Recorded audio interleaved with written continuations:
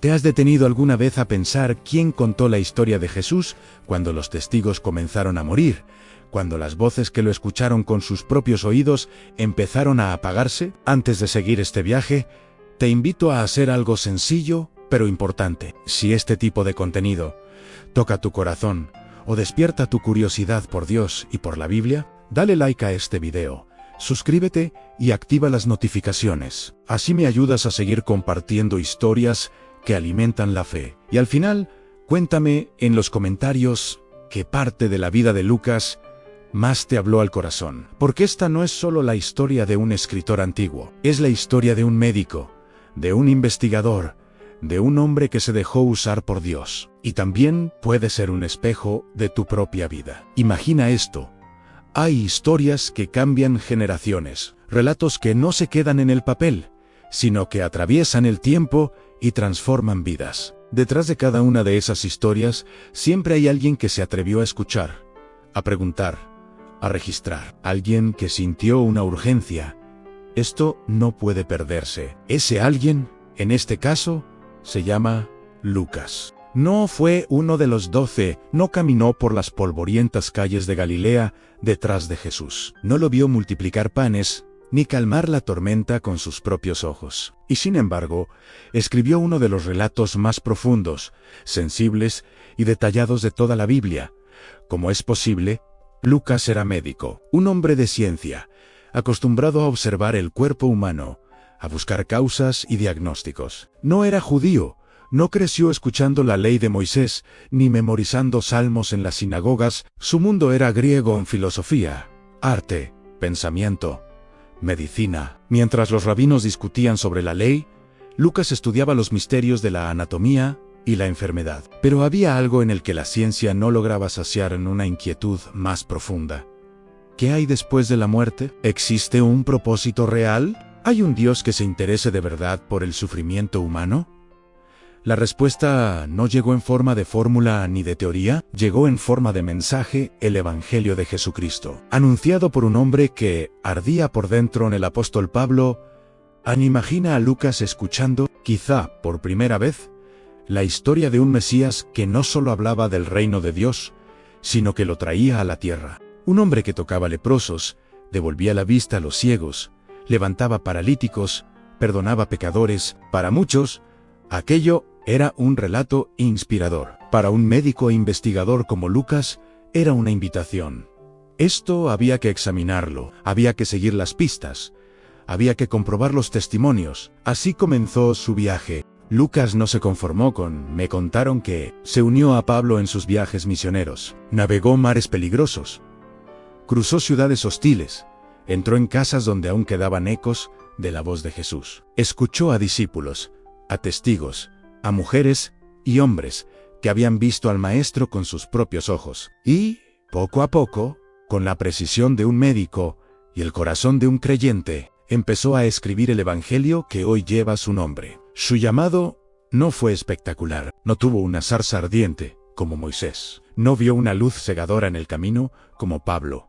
No escuchó una voz tronando desde el cielo. Su llamado fue silencioso, pero intenso en la pasión por conservar la verdad. El fuego de registrar, con cuidado, la historia de la salvación, para que el tiempo no la deformara. Y aquí surge una pregunta para ti.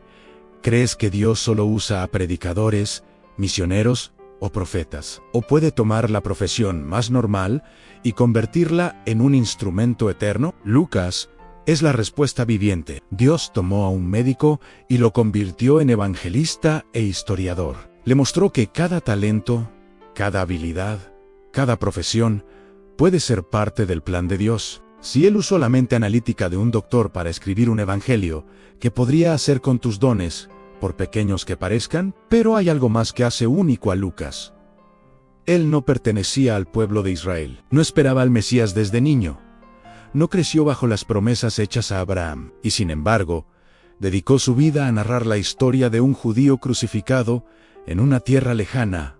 ¿Por qué? Porque entendió el corazón del Evangelio. Jesús no vino solo por un pueblo, vino por todos. En su Evangelio, Lucas nos muestra a un Cristo sin fronteras, sin prejuicios, sin barreras étnicas o sociales. Es el único que nos regala la parábola del buen samaritano, donde el héroe no es un religioso respetado, sino un extranjero despreciado. Es el que nos cuenta la historia de los 10 leprosos, donde solo uno vuelve a agradecer, y precisamente es un extranjero. Es quien nos abre la puerta de la parábola del hijo pródigo, donde un padre corre, algo impensable en esa cultura, para abrazar al hijo que lo había despreciado. Lucas vio algo.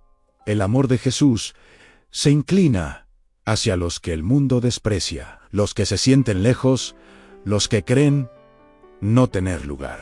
Y tal vez, mientras escuchas esto, te preguntas, ¿de verdad hay espacio para mí en esa historia? Su evangelio responde con claridad sí. Si Jesús amó a leprosos, samaritanos, pecadores y marginados, también te ama a ti. No importa tu pasado, tu origen, ni tus heridas. En Cristo no hay razas superiores ni personas descartadas. Hay un solo Salvador y un amor que rompe fronteras. Como médico, Lucas podía comprender lo que otros no veían. Cuando escuchaba la historia de un leproso restaurado, él sabía lo irreversible que era esa enfermedad. Al oír hablar de la mujer que sangró 12 años, entendía la imposibilidad clínica de su caso. Y, sin embargo, Jesús la sanó con solo un toque de su manto.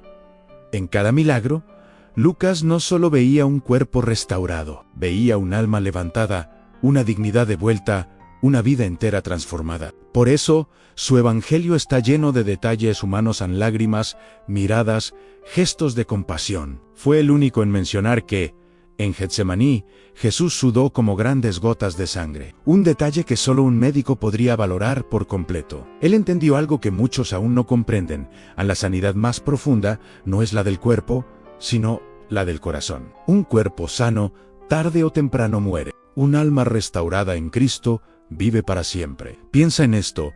Seguimos avanzando en medicina, se descubren tratamientos y terapias nuevas cada día. Pero hay heridas que ningún fármaco tocan: culpa, miedo, soledad, resentimiento, vacío. Lucas vio al gran médico enfrentarse cara a cara con esas enfermedades del alma y vencerlas una y otra vez. Y mientras investigaba, mientras escuchaba historias, hubo una que seguramente lo conmovió como ninguna la de una madre que nunca olvidó una noche en Belén. En algún punto de sus viajes, Lucas se sentó frente a María. Ella le habló de un ángel que interrumpió su rutina con un saludo imposible. Le contó del miedo, de la sorpresa, de la obediencia: hágase conmigo según tu palabra. Le habló de un pesebre, de pastores corriendo en la madrugada, de un cielo lleno de ángeles cantando sobre un recién nacido acostado entre paja.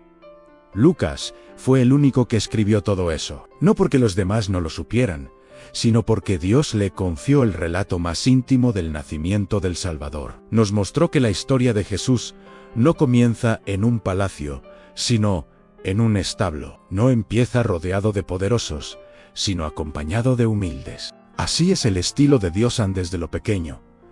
Hace lo eterno, y en medio de esa ternura, Lucas añade un detalle silencioso pero profundo. María guardaba todas estas cosas, meditándolas en su corazón. Esas palabras resumen la memoria que él estaba rescatando, el corazón de una madre que sabía que su hijo había venido para algo que iba más allá de ella, más allá de Israel, más allá del tiempo. El Evangelio de Lucas no se queda solo en el nacimiento, ni en los milagros, ni en las parábolas. Nos lleva, paso a paso, hacia la semana más oscura y más luminosa de la historia, la pasión y la cruz. Un médico describiendo el sufrimiento del Maestro sabe lo que significa cada golpe, cada desgarro, cada gota de sangre. Pero lo que más resalta no es el dolor físico, sino la decisión de amar hasta el extremo. Mientras otros solo veían injusticia, él vio propósito. Mientras la multitud gritaba: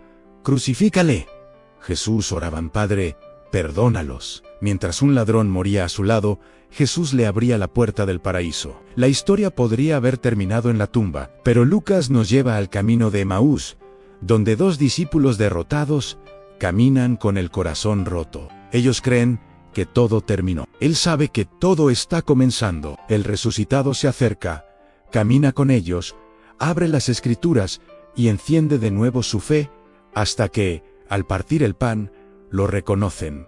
¿No ardía nuestro corazón mientras nos hablaba? Dicen. Después, Lucas entendió que Jesús sigue haciendo eso.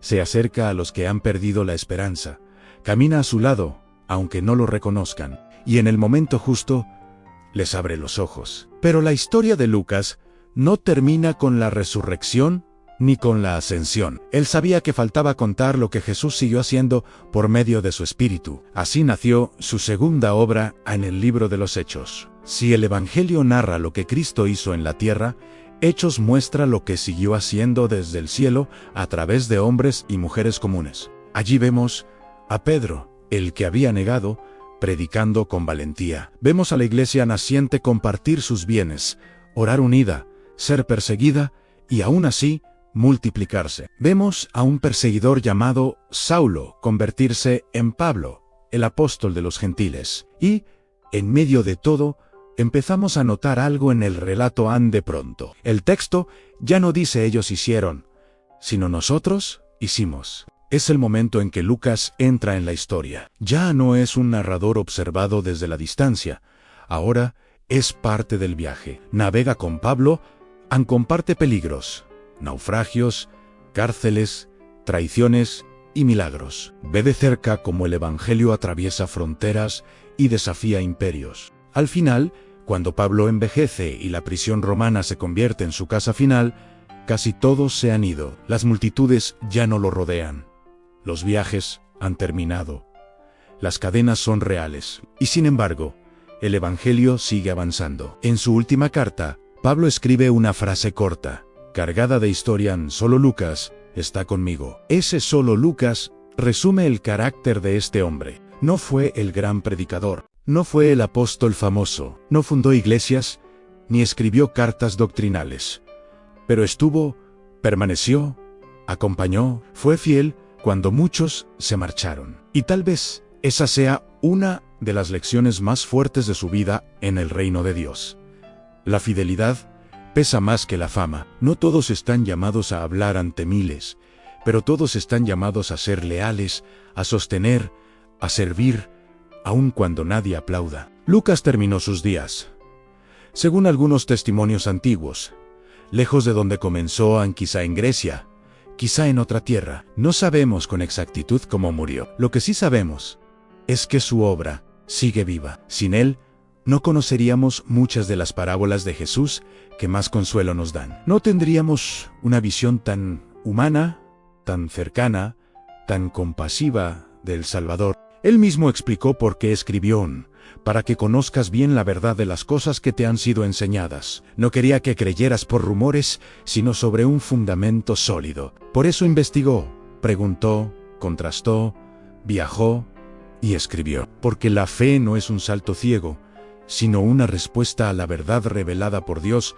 y ahora, esa verdad llega a ti, a través de siglos de copia y transmisión, a través de persecuciones, prisiones y sacrificio, a través de un médico que decidió dejar la comodidad para seguir a Cristo, con la pluma en la mano. La pregunta final no es qué hizo Lucas, sino qué harás tú con lo que él escribió. ¿Te quedarás solo con la información o permitirás que su mensaje transforme tu corazón? ¿Serás un espectador de la historia del Evangelio o dejarás que Dios siga escribiendo capítulos nuevos contigo? Dios sigue llamando a personas como Lucas, curiosos, sinceros, apasionados por la verdad. Personas que tal vez no se vean a sí mismas como héroes de la fe, pero que están dispuestas a decir al Señor, toma lo que soy y úsalo. Puede que tu papel no sea estar en una plataforma, sino sostener, registrar, servir, amar, acompañar. A los ojos de Dios, eso también cambia la historia. Si llegaste hasta aquí,